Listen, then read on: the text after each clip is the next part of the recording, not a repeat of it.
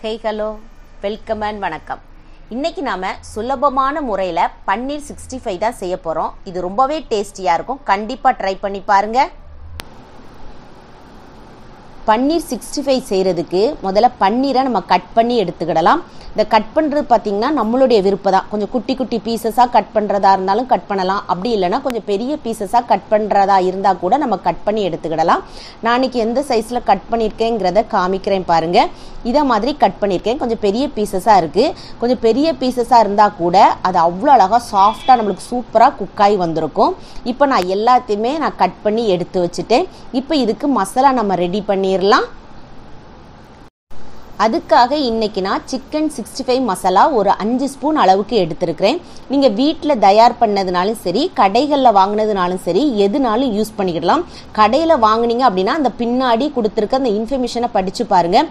உப்பு, மிளகாப்பொடி, இஞ்சி பூண்டு பேஸ்ட் எதுவுமே சேர்க்க வேண்டாம்னு போட்டிருக்கு. சில பிராண்டில் சேர்க்கணும்னு போட்டிருப்பாங்க. அப்படின்னா நீங்கள் சேர்த்துக்கோங்க. வீட்டில் தயார் பண்ணது அப்படின்னா நீங்கள் கண்டிப்பாக இஞ்சி பூண்டு பேஸ்ட்டு, கார்ன்ஃப்ளவர் மாவு அதெல்லாம் நீங்கள் சேர்த்துக்கிடலாம். கொஞ்சம் கலருக்காக காஷ்மீரி சில்லி பவுடரோட சேர்த்துக்கிடலாம். ஒருவேளை சிக்கன் 65 மசாலா இல்லை அப்படின்னா நீங்கள் தனி மிளகாய் தூள், தனியாத்தூள், கரம் மசாலா, கொஞ்சம் மஞ்சள் தூள், உப்பு, இஞ்சி பூண்டு பேஸ்ட்டு சேர்த்துக்கோங்க.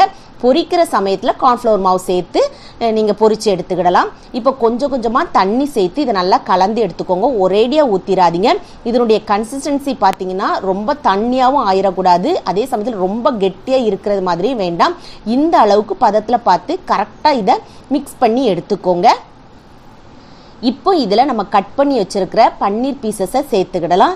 இதிலே நம்ம உருளைக்கிழங்கு, காலிஃப்ளவர் எதுனாலும் நம்மளுக்கு விருப்பப்பட்ட எந்த ஒரு காய்கறிகளோட நம்ம இதில் சேர்த்து இந்த மசாலா கூட நீங்கள் ஃப்ரை பண்ணி எடுத்தீங்கன்னா ரொம்பவே சூப்பராக இருக்கும். இப்போ இது எல்லாத்தையுமே நல்லா சாஃப்டாக மெதுவாக அப்படியே பிசைஞ்சு எடுத்துக்கோங்க. இப்போ நல்லா மிக்ஸ் பண்ணி வச்சாச்சு. இதை குறைஞ்சது ஒரு அரை மணி நேரமாவது நீங்கள் ஊற வச்சாதான் அதில் உப்புலாம் பிடிச்சி அதை அந்த மசாலாவோடு சேர்த்து சாப்பிடும் போச்சில் ரொம்ப டேஸ்ட்டாக இருக்கும். இப்போ ஒரு அரை மணி நேரம் ஆச்சு. இப்போ நம்ம இதை எண்ணெயில் ஃப்ரை பண்ணி எடுத்துடலாம். அதுக்காக எண்ணெய் சேர்த்துக்கோங்க. இதை நீங்கள் டோஸ்ட்டாக கூட பண்ணி எடுக்கலாம். அதாவது தோசைக்கல்ல லைட் நீங்கள் எண்ணெய் ஊற்றிட்டு இதை மாதிரி போட்டுட்டு நீங்கள் திருப்பி போடுறதா இருந்தால் கூட போட்டு எடுக்கிறதா எடுக்கலாம். அப்படி இல்லைன்னா நிறைய எண்ணெய் ஊற்றி செய்யலாம். அப்படி இல்லைன்னா இதை மாதிரி மீடியமாக எண்ணெய் ஊற்றி செய்யலாம். முக்கியம்தான் இந்த பன்னீரை நீங்கள் ஃப்ரை பண்ணி எடுக்கும் போதுல டைம் ரொம்ப நேரம் எடுக்கக்கூடாது. டைம் ரொம்ப நேரம் எடுத்தீங்க அப்படின்னா அது ரொம்ப ஹார்ட் ஆயிரும். அது குக் பண்ணுறதுக்கு ரொம்ப நேரம்லாம் ஆகாது. சீக்கிரமாகவே நம்மளுக்கு குக்காய் வந்துடும். அதனால சாஃப்டாக வேணும்னா நீங்கள் இதை மாதிரி உடனே எடுத்துக்கோங்க. இந்த பன்னீரை பொறுத்த வரைக்கும் டேஸ்ட் மட்டும் இல்லை, அதில் கால்சியம், புரதச்சத்துலாம் அதிகமாகவே இருக்குது. அதே மாதிரி நீங்கள் ரொம்ப நாள் கழித்து அதை செய்யணும் வாங்கி வச்சுட்டு அப்படின்னு நினைக்காதீங்க. அதில் லைட்டாக புளிப்பு சுவை வந்துடும். அது அந்தளவுக்கு டேஸ்ட்டாக இருக்காது. நீங்கள் வாங்கின அப்போவுமே நல்லா ஃப்ரெஷ்ஷானதாக பார்த்து நீங்கள் இதை மாதிரி செஞ்சீங்க அப்படின்னா அவ்வளோ ஒரு டேஸ்ட்டாக இருக்கும். இப்போல்லாம் பிள்ளைங்க வீட்டில் இருக்கிறதுனால கண்டிப்பாக இதை மாதிரி செஞ்சு கொடுங்க. இப்போ பாருங்கள், குறைஞ்சது ஒரு 3-4 நிமிஷத்துலேயே நம்மளுக்கு சூப்பராக ஃப்ரை பண்ணி எடுத்துடலாம். இப்போ இதை மாதிரி எல்லாத்தையும் நீங்கள் செஞ்சு எடுத்துக்கோங்க.